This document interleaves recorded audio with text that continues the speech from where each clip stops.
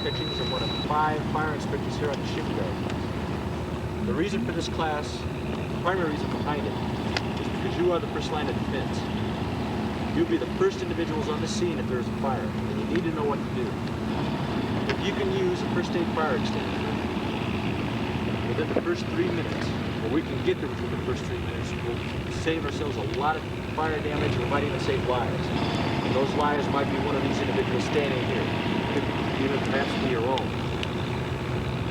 The important thing to remember is that you need to check that pamphlet that you have before you have a fire.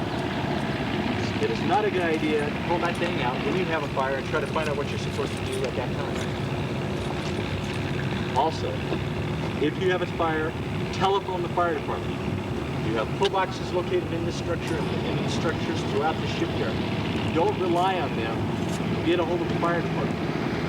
It's extremely important. They are electrical systems, they are subject to malfunction, and they may not notify us. You've got to give us a telephone call. When you call us, and do it as soon as possible, let us know where the fire is, what the building number is. Let us know where the fire is inside the structure. Let us know if anybody is trapped or there's a potential of trapped personnel inside the facility. That is extremely important. After you've made that telephone call, then you can decide to fight the fire. We have 3 different types of fire extinguishers here on the shipyard that you should be familiar with. We have them here today. We have a dry chemical, we have water pressure, and we have carbon dioxide. We'll demonstrate all those extinguishers here today. First thing I want to do as far as fire extinguishers is go over the classes of fire. You'll find them on the first page of your pamphlet. Class A fires are ordinary combustibles that are wood, paper, rubber, trash in general. Also included in this under ordinary combustibles would be human beings. The only extinguisher we recommend you use on an individual would be a water pressure extinguisher. The hazards are Class B fires. Those would be flammable liquids. Flammable liquids include petrochemicals such as gasoline. We have kerosene, organic oils such as vegetable oils you use at home. And a little interesting note here, vegetable oils are the only oils that will ignite spontaneously. The regular oils, the type that you use in your engines, will not. The others will. Class C fires are energized electrical equipment. The important thing to remember on Class C fires is the fact that they are energized. If you can disconnect the electrical, there's no problem with it. You can use a water pressure extinguisher on it.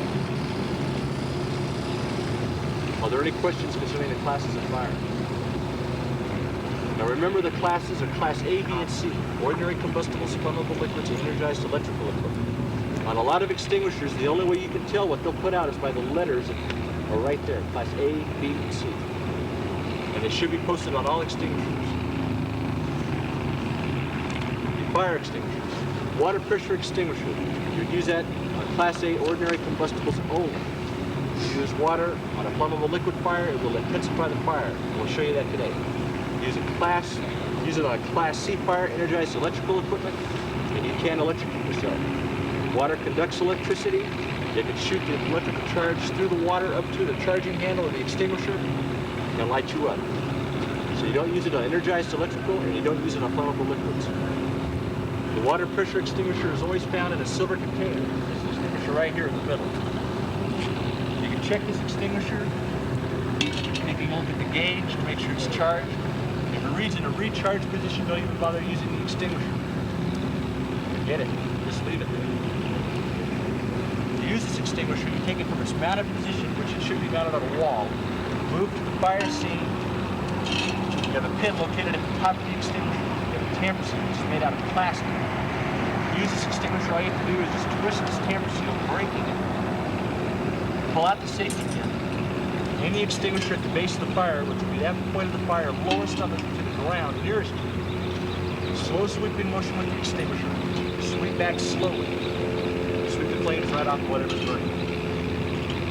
For a trash can fire, we'll show you that today. You don't direct the stream directly into the trash can. You don't come up to the same, you just discharge right into it. Because everything that's in there is going to end up out of it. All you have to do is come up on the fire, come over the nozzle, you'll come at it, and you have a little spray pattern. It'll be like a shower effect. It'll contain the fire in the trash can.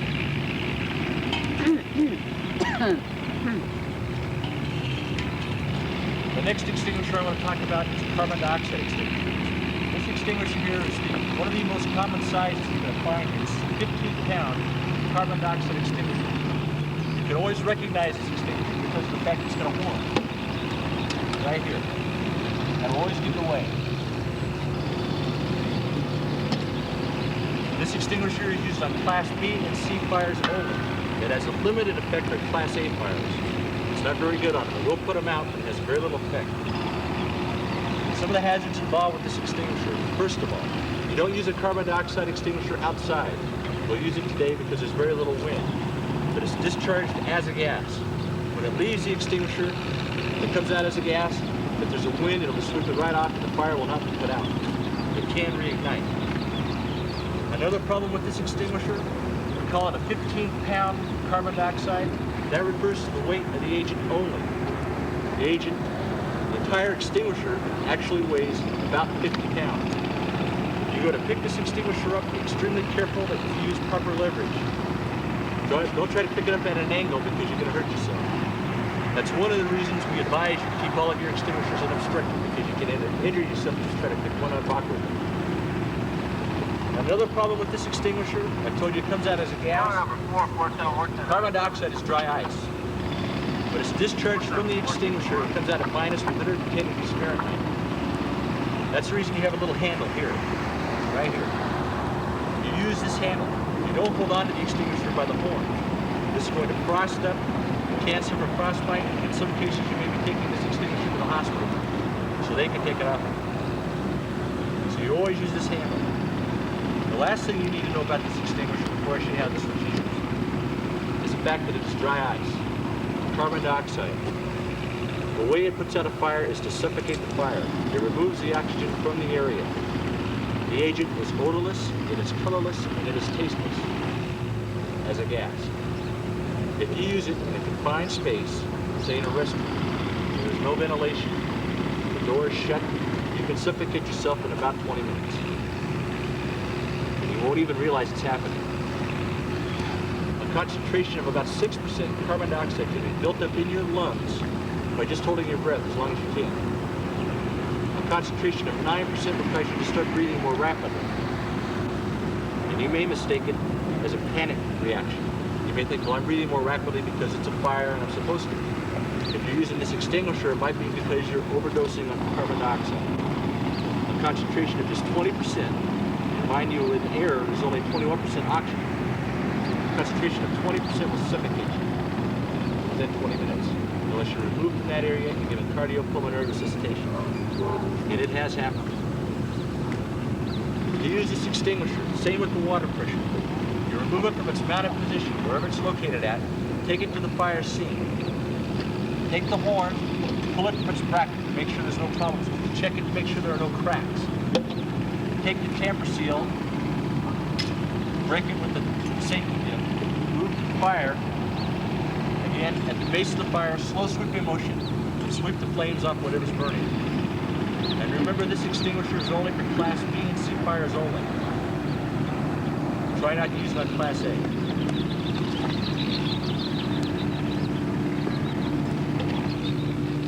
The last extinguisher we have is dry chemical. And if you look on page 5 of your handout, you'll find out that the A rating on dry chemical is variable.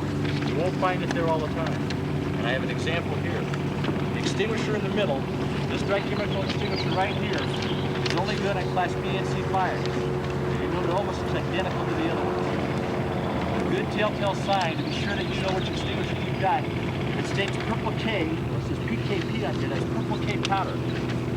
It's only good on Class B and C fires. But check for the ratings. These extinguishers right here indicate Class A, B, and C. That way you can tell that's going to put out the fires if you want it. You've got to check for that. The only problem with that extinguisher is that it's a mess. You discharge this extinguisher, and it'll be demonstrated here today. You're going to see a cloud like you won't believe. And we're just going to discharge for maybe a couple of seconds. We recommend with all these extinguishers that if you have a fire, you dump that extinguisher. Empty that extinguisher. With dry chemical, you might want to use a little judgment on that because you're really going to make a mess with that. But with the other extinguishers, empty the extinguisher. Unload it. You are not qualified to state that a fire is out. Any fires are reportable on the shipyard, and use telephone number 3333 to report them. That is extremely important. When you use that telephone number, as I said earlier, stay on the line and don't hang up until the dispatcher secures. That's extremely important. A little story behind that. 2.5 years ago, there was a fire in the city of Oakland. 5 children died in that fire. That evening on KTV, they played back the tape that was made of the telephone call to the fire department. On that tape, the individual who reported the fire, at least I could understand it clearly. They repeated it twice. The problem was the dispatcher could not make it out. And that individual hung up on him. He had to wait over 5 minutes to get the telephone call from the marshal's office if there was a fire. And that 5 minutes may have played a role in the death of those 5 children. So stay on that line. To use this extinguisher, it's a little bit different than the other one. You notice it even looks different. Use this extinguisher. Take it from its mounted position, move it to the fire area. The nozzle is in a little bracket. You've got to pull it from the bracket, bring it across the push plunger, which will break the tamper seal. This little plunger right here. You charge the cylinder by pushing down here. You'll hear it. It'll make a little hissing sound. If you don't hear that hissing sound, the extinguisher may not function properly. Forget it, leave the building. And while I'm at it, that goes for all extinguishers. If they don't function properly, don't stand there wondering why the extinguisher didn't work. Get out of the building. Don't bother looking for another extinguisher. Just leave it for us. That's extremely important. There's no way for us to test these extinguishers without ruining them. We have to take it on face value. We can do a site inspection, visual inspection, make sure it looks all right. Right, it appears it will work. But we won't know until it's actually used. After you've done that, after you push the cylinder, take it to the fire area. Again, aim it at the base of the fire, slow sweeping motion, push it down, and sweep the flames off. You'll see a little bit of a flash. It'll appear as though the fire is intensifying right in the first couple of seconds. The reason behind that is dry chemical, along with everything on this earth, is combustible. Water will burn under the right circumstances. Water breaks down into hydrogen and oxygen at about 5,000 degrees. Hydrogen was what they used in Hindenburg when it blew up. So everything on this earth is potentially combustible. This material will only flash for a second or two. It'll just make the fire look a little bit bigger. Continue spraying, it'll put the fire out. There's no problem. And remember, with all extinguishers, if you think you're going to have a problem with the extinguisher, it doesn't look like it's going to work, use common sense, don't use the extinguisher.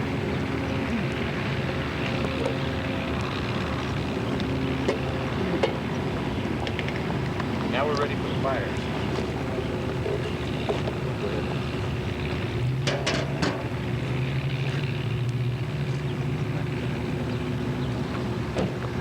If the fire is outside, approach it from upwind.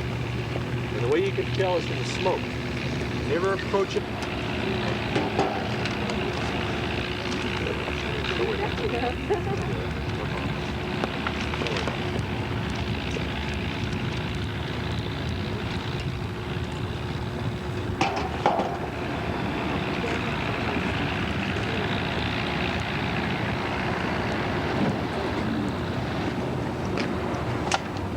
This is what happens when you use a water pressure extinguisher on a flammable liquid fire.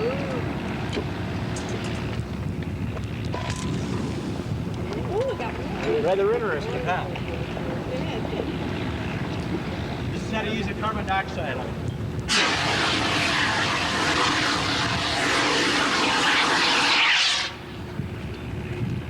You notice that the carbon dioxide is a gas. It's not there anymore. That's the reason we don't recommend you use it on flammable liquids, and you don't use it outside. Or use it on flammable liquids. You don't use it outside. Go ahead and light it on.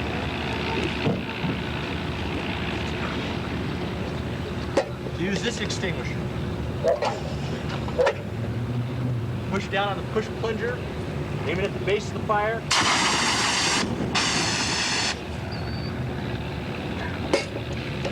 See the cloud? See what I just did to the other firefighter? That cloud is non-toxic. It won't hurt you at all. It's a sodium-based chemical. That's all. Who wants to try to put the fires out? Anybody? Come on. So I'll jump up to one. Just give me a big tall guy. I'll tell you what we're going to do today. We're going to light the fire, and I'm going to leave it burn until somebody decides to put it out. And he's not going to be the one to do it. Go right in. Okay.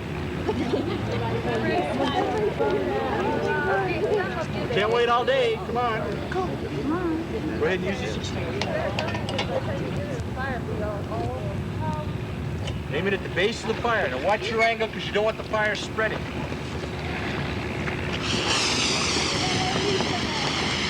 Okay, that's excellent.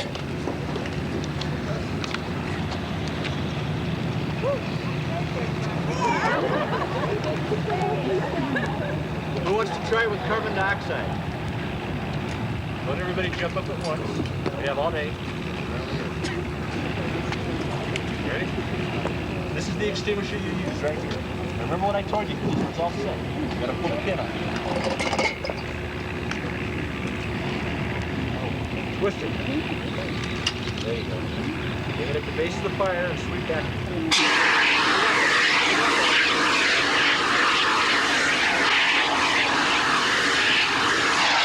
Fantastic. One more time.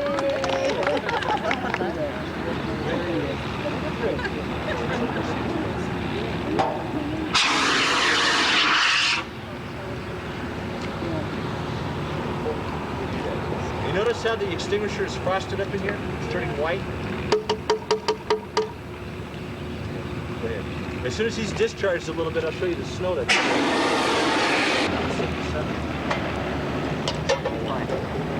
what you do, once you process it, it's already charged.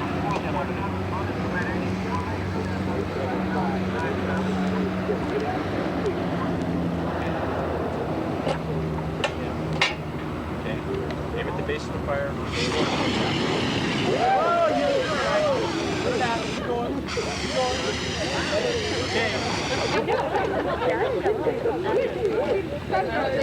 The important thing is you got the fire out.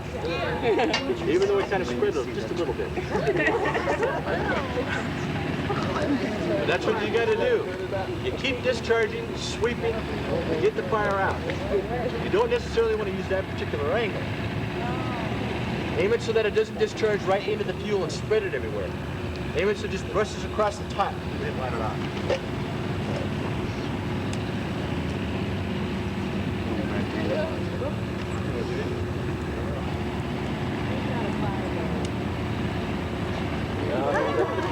One more. I think that's water.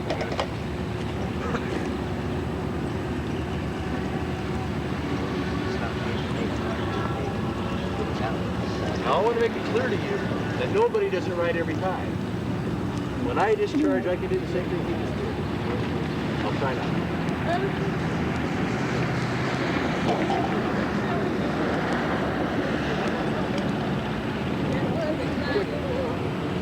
Okay, now remember the angle that you're at.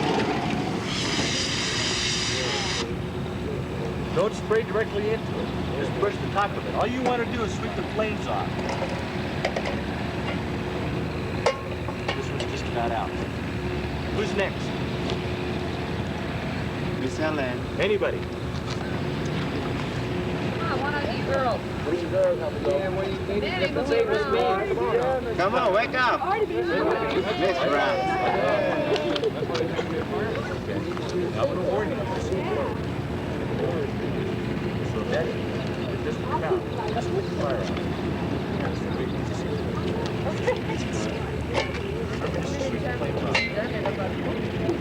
No problem. It's already done. Very good. Fantastic. Now you you notice how I told you that it will flare a little bit? Have you seen that? Yes. It makes the fire look a lot bigger. Don't let it bother you. Who's next? Go ahead. Okay, now I'm going to warn everybody that this dry chemical extinguisher is just about out. As soon as it's empty, go ahead and use the carbon dioxide on it. Go ahead. That's good. Go ahead. Good.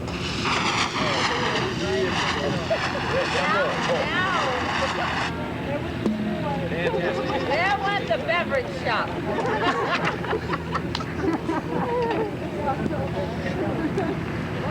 This one we're not going to use anymore because this is about out. That was ABC Dry Chemical. This is the purple K I was telling you about, the one that's not good on Class A fires. Use it the same way you use the other one.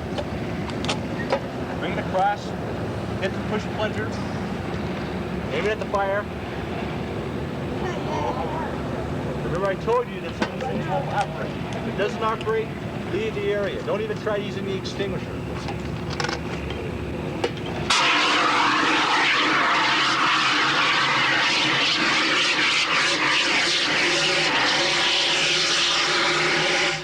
Did you notice that the extinguisher changed tones? It begins to sound more hollow. The reason behind that is this extinguisher is now also empty. When these extinguishers empty out, that's how you can tell. If it goes from the tone that it has, it begins to sound more hollow, don't even bother emptying the extinguisher. If you haven't got the fire out, leave the area.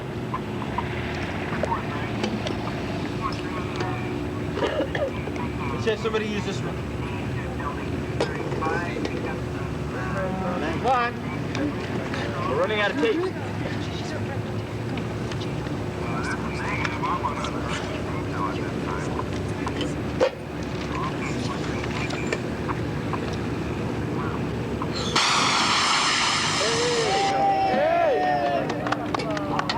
I think she holds the record so far.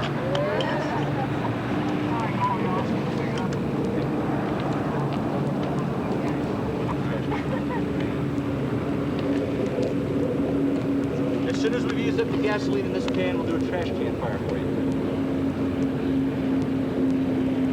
Who's next? Come on. All right. Move, move. Давай, давай!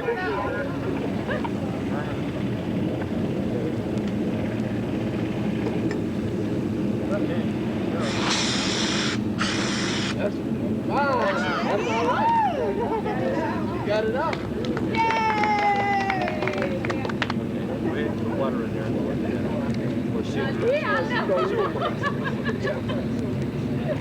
Okay, we got a couple more here until we get rid of this gasoline. Who's next?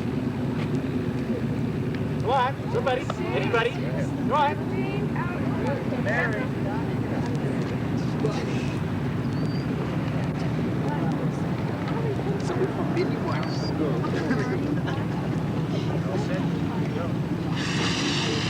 Hey!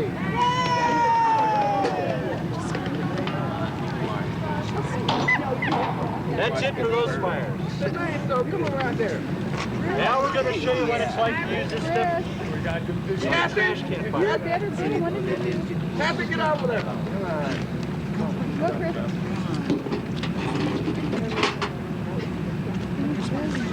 Chris, you get the new one.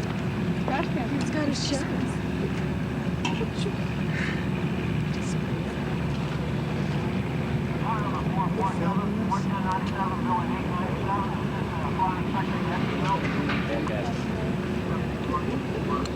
With trash can fires, once again, with the water pressure extinguisher, don't direct the charge directly into the trash can.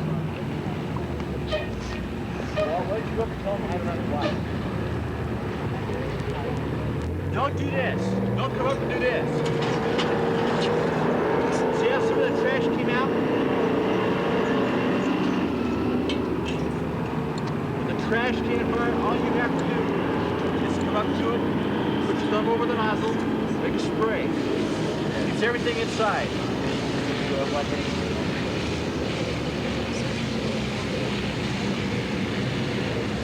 And like I said, Continue discharging until you've emptied the extinguisher. And remember, you are qualified to state that fire's out. We have to do it. Some final points. We're going to be practicing a fire drill here, and it's going to be taped.